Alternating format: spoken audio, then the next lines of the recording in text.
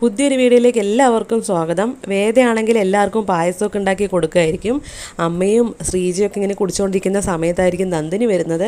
അപ്പോൾ നന്ദിനി ആണെങ്കിൽ ചോദിക്കുകയായിരിക്കും എന്താ ഇപ്പോൾ സന്തോഷം ഉണ്ടാവാനുണ്ടായത് എന്നൊക്കെ പറയുമ്പോൾ പായസം കൊടുക്കുമായിരിക്കും. എന്നിട്ട് പിന്നെ പായസം ഇങ്ങനെ കുടിച്ചുകൊണ്ടിങ്ങനെ ഓരോന്ന് ആലോചിച്ചിരിക്കുകയായിരിക്കും. ആ സമയത്തായിരിക്കും വിക്രം വരുന്നത്. അപ്പോൾ വിക്രമിൻ്റെ അടുത്താണെങ്കിലും ശ്രീജ പറയുമായിരിക്കും വേദ പായസം ഉണ്ടാക്കിയിട്ടുണ്ട്, വേഗം കുളിച്ചിട്ടോ എന്ന് പറയുമ്പോൾ എനിക്കൊന്നും വേണ്ട, അവളുടെ പായസം എന്നൊക്കെ പറയുമായിരിക്കും കേട്ടോ. അപ്പോൾ എല്ലാവരും ഇങ്ങനെ പോകുന്ന സമയത്ത് നന്ദിനി ആയിരിക്കും ഭയങ്കരമായിട്ടുള്ള ആലോചന, ഇവളെന്താണ് ഇങ്ങനെ പായസമൊക്കെ ഉണ്ടാക്കുന്നത്, എന്തോ ഉണ്ടല്ലോ, ഒരു സന്തോഷമില്ലാണ്ട് അവളിങ്ങനെ ചെയ്യില്ല, അത് ഉറപ്പാണ്, എന്താണെന്ന് കണ്ടുപിടിക്കണം, എന്നിട്ട് ആ സന്തോഷത്തേക്ക് എടുത്തണം എന്നൊക്കെ ഇങ്ങനെ ആലോചിക്കുകയായിരിക്കേ.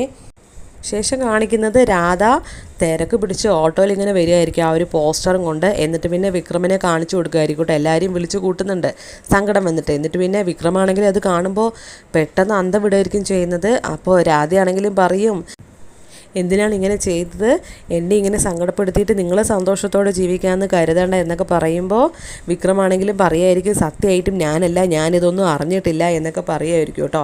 അപ്പോൾ രാധയാണെങ്കിലും പറയും ഈ വെറുതെ കള്ളത്തരം പറഞ്ഞ് ഒഴിയാൻ വേണ്ടിയിട്ട് നോക്കണ്ട, ഇതിന് ഞാൻ പ്രതികാരം വീട്ടിയിരിക്കും, ഞാൻ കാണിച്ചു തരാം എന്ന് പറഞ്ഞ് ദേഷ്യം പിടിച്ച് അവിടെ നിന്ന് സങ്കടത്തിൽ കരഞ്ഞുകൊണ്ട് പോവുമായിരിക്കും കേട്ടോ രാധ. അപ്പോൾ അമ്മയാണെങ്കിലും പറയുന്നുണ്ട് അതങ്ങനെ ഒരു സാധു എന്നിങ്ങനെ പറയുമായിരിക്കും കേട്ടോ.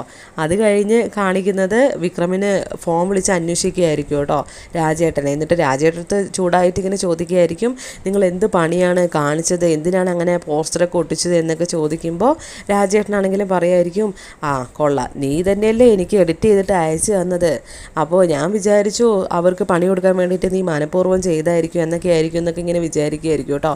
എന്നിട്ട് പിന്നെ വിക്രമാണെങ്കിലും ഫോൺ വെച്ചിട്ട് വാട്സപ്പ് ചെക്ക് ചെയ്യുന്ന സമയത്ത് വിക്രമിൻ്റെ ഫോണിൽ തന്നെയായിരിക്കും ആ ഒരു ഫോട്ടോ പോയിട്ടുണ്ടാവുക എഡിറ്റൊക്കെ ചെയ്തിട്ട്. അപ്പോൾ അത് വേദയാണ് ചെയ്ത് എന്നുള്ള കാര്യം നമ്മുടെ വിക്രമിന് മനസ്സിലാവുമായിരിക്കും കേട്ടോ.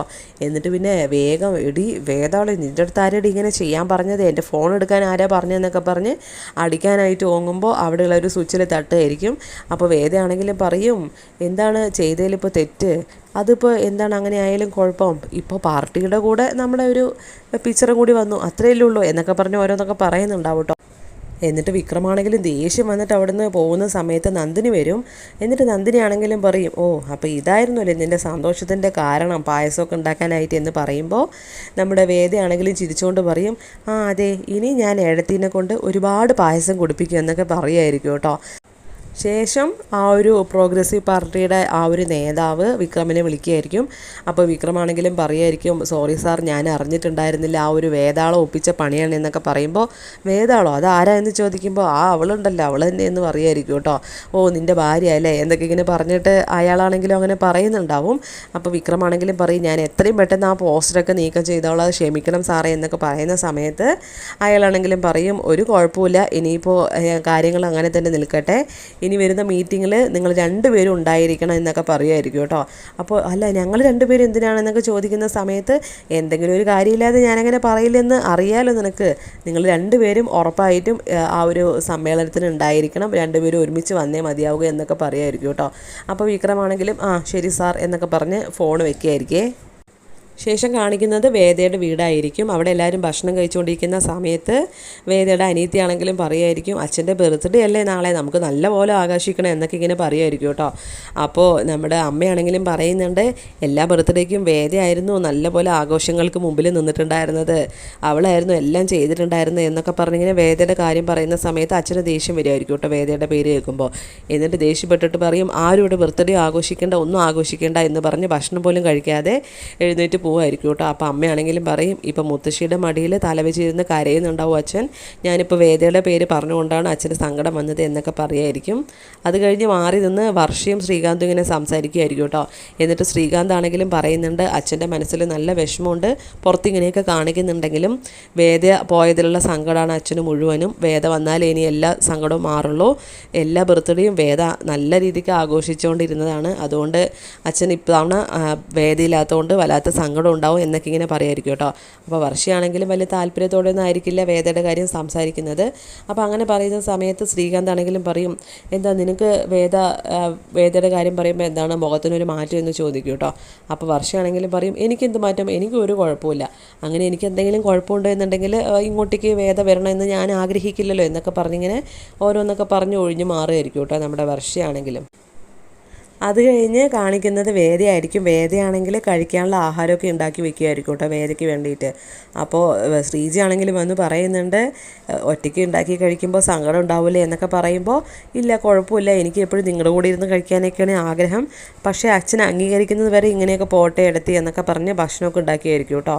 അപ്പോൾ ഇതെല്ലാം നന്ദിനി അവിടെ നിന്ന് ഒളിഞ്ഞു നിന്ന് കേൾക്കുന്നുണ്ടാവും. എന്നിട്ട് അവരെല്ലാം പോയി കഴിയുന്ന സമയത്ത് നന്ദിനി ആണെങ്കിലും അവളുടെ ഒരു സമീകൃത ആഹാരം ഇപ്പം കാണിച്ചു തരാം, ഞാനൊരു പണി വെച്ചിട്ടുണ്ട് എന്ന് പറഞ്ഞ് വേദ ഉണ്ടാക്കി വെച്ചിട്ടുള്ള ആ ഒരു ഫുഡൊക്കെ എടുത്ത് കളയായിരിക്കും. എന്നിട്ട് അവിടെ കൊണ്ട് വെക്കും കേട്ടോ, അടുക്കളയിൽ തന്നെ അടച്ചു തന്നെ വെക്കുകയായിരിക്കും. അങ്ങനെ വേദയാണെങ്കിലും പുറത്തിങ്ങനെ ഇരിക്കുകയായിരിക്കും. ആ സമയം ശ്രീജ വന്നിട്ട് ചോദിക്കും, ഭക്ഷണം കഴിക്കുന്നില്ലേ? ഞാൻ കഴിക്കുമ്പോൾ തന്നെ വിളിക്കാമെന്ന് വിചാരിച്ചു, പക്ഷേ ആ നന്ദിനി ഇവിടെ ഉള്ളത് കൊണ്ട് എന്തെങ്കിലുമൊക്കെ അച്ഛനടുത്ത് കുത്തി കൊടുക്കുമെന്ന് വിചാരിച്ചിട്ട് പറയാതിരുന്നതാണ് എന്നൊക്കെ പറയും കേട്ടോ. അപ്പോൾ വേദയാണെങ്കിലും പറയും, അച്ഛൻ ഭക്ഷണം കഴിച്ചിട്ട് കഴിക്കാമെന്ന് വിചാരിച്ചിട്ടാണ് പറയും. അപ്പോൾ ശ്രീജ ആണെങ്കിലും പറയും, അച്ഛനും അമ്മയും കൂടി അച്ഛൻ്റെ വേണ്ടപ്പെട്ട ഒരാളുടെ വീട്ടിൽ കല്യാണത്തിന് പോയിരിക്കുകയാണ്, അവിടെ നിന്ന് കഴിച്ചിട്ട് ആഹാരമൊക്കെ കഴിച്ചിട്ട് വരുള്ളൂ, നീ പോയി ആഹാരം കഴിക്കുകയെന്ന് പറയുമായിരിക്കും. എന്നിട്ട് പിന്നെ വേദയാണെങ്കിലും ഭക്ഷണം കഴിക്കാനായിട്ട് അടുക്കളയിലേക്ക് ചെല്ലുന്ന സമയത്ത് വേദ ഉണ്ടാക്കി വെച്ചിട്ടുള്ള ആഹാരമൊന്നും അതിലുണ്ടാവില്ല കേട്ടോ. മൊത്തം ക്ലീനായിട്ട് ഇരിക്കുന്നുണ്ടാവും പാത്രമാണെങ്കിലും. അപ്പോൾ വേദയാണെങ്കിലും ഈ കാര്യം ശ്രീജയോട് പറയുമായിരിക്കും. അപ്പോൾ ശ്രീജയ്ക്ക് ആരാണത് കളഞ്ഞതെന്ന് മനസ്സിലാവുമായിരിക്കും. വേറെ ആരാണ്, നന്ദിനി തന്നെയായിരിക്കും കളഞ്ഞത് എന്നുള്ള കാര്യം പറയുമായിരിക്കും കേട്ടോ. എന്നിട്ട് പിന്നെ നന്ദിനി ആണെങ്കിൽ ഇത് കേൾക്കുന്ന സമയത്ത് എനിക്കങ്ങനെ കളയേണ്ട ആവശ്യമൊന്നുമില്ല എന്നൊക്കെ പറഞ്ഞിങ്ങനെ ഓരോ സംസാരമൊക്കെ ഉണ്ടാവുന്നുണ്ടാവും. അവസാനം ഭർത്താക്കന്മാർ തമ്മിൽ പ്രശ്നം ഉണ്ടാവുമായിരിക്കും കേട്ടോ. എന്നിട്ട് പിന്നെ തമ്മിൽ തല്ലൊക്കെ ആവുന്ന സമയത്തായിരിക്കും അച്ഛനാണെങ്കിലും കയറി വരുന്നത്. എന്നിട്ട് ഭയങ്കര ബഹളമായിരിക്കും അവിടെ, മൊത്തം വഴക്കമൊക്കെ ആവുന്ന സമയത്ത് വേദയ്ക്കാണെങ്കിൽ ഇത് കണ്ടിട്ട് മതിയാവുമായിരിക്കും. അപ്പോൾ വേദയാണെങ്കിൽ അവസാനം തീരുമാനിക്കുകയായിരിക്കും, ഞാൻ ഈ വീട്ടിൽ നിന്ന് പൊക്കോളാം, ഞാൻ കാരണമല്ല ഇവിടെ പ്രശ്നങ്ങളൊക്കെ ഉണ്ടാവുന്നത്, എൻ്റെ ഭർത്താവ് വിളിക്കുന്നത് വരെ ഞാനിനി ഇങ്ങോട്ടേക്ക് വരില്ല, വിളിച്ചു കഴിഞ്ഞാൽ ഞാൻ ഉറപ്പായിട്ട് ഇങ്ങോട്ട് വന്നിരിക്കും, അച്ഛൻ എന്നെ അനുഗ്രഹിക്കണം എന്ന് പറഞ്ഞ് വേദയാണെങ്കിലും വീട് വിട്ട് ഇറങ്ങി പോവായിരിക്കും കേട്ടോ. എന്നിട്ട് പിന്നെ നേരെ വീട്ടിലേക്കായിരിക്കും ചെല്ലുന്നത്. അപ്പോൾ വേദയെ കാണുമ്പോൾ അച്ഛനൊക്കെ ഭയങ്കര സന്തോഷമായിരിക്കും. അങ്ങനെ അച്ഛൻ്റെ ബർത്ത്ഡേയൊക്കെ നല്ല രീതിക്ക് ആഘോഷിക്കുകയായിരിക്കും. എല്ലാവരും നല്ല ഹാപ്പിയൊക്കെ ആയിരിക്കും കേട്ടോ. ആ സമയത്തായിരിക്കും വിക്രമാണെങ്കിലും വേദ പോയ കാര്യങ്ങളൊക്കെ ഇനി ആലോചിക്കുന്നത്. എന്നിട്ട് പിന്നെ ആ ഒരു രാഷ്ട്രീയ പ്രവർത്തനം പറഞ്ഞിട്ടുണ്ടായിരുന്നല്ലോ, സമ്മേളനത്തിന് നിങ്ങൾ എന്തായാലും ഉണ്ടായേ പറ്റൂ എന്നുള്ള കാര്യമൊക്കെ. അപ്പോൾ അതൊക്കെ ആലോചിക്കുമ്പോൾ വിക്രമനെ വേദയെ വിളിക്കാതെ വേറെ മാർഗ്ഗമില്ല. അപ്പോൾ വേദയാണെങ്കിലും പറഞ്ഞിട്ടുണ്ടായിരുന്നു, വിക്രമ വന്ന് വിളിക്കുകയാണെങ്കിൽ ഞാൻ ഉറപ്പായിട്ട് ഈ വീട്ടിലേക്ക് തിരിച്ചു വരും എന്നുള്ള കാര്യമൊക്കെ പറഞ്ഞിട്ടുണ്ടായിരുന്നു. അങ്ങനെ അവസാനം വിക്രമാണെങ്കിലും വരികയായിരിക്കും കേട്ടോ വേദയെ വിളിക്കാനായിട്ട്. അപ്പോൾ വേദയ്ക്കാണെങ്കിലും ഭയങ്കര സന്തോഷമായിരിക്കും, വിക്രം തന്നെ വിളിക്കാൻ വരുന്നുണ്ടല്ലോ എന്ന് ആലോചിച്ചിട്ട് കേട്ടോ. എന്നിട്ട് പിന്നെ വേദയാണെങ്കിലും പിന്നെ അവിടുന്ന് വീട്ടിൽ നിന്ന് വീട്ടിലേക്ക് തന്നെ തിരിച്ച് വരികയായിരിക്കും. എന്നിട്ട് പിന്നെ ആ ഒരു പാർട്ടിയുടെ ആ ഒരു പ്രോഗ്രാമിന് രണ്ടുപേരും പങ്കെടുക്കുകയായിരിക്കും.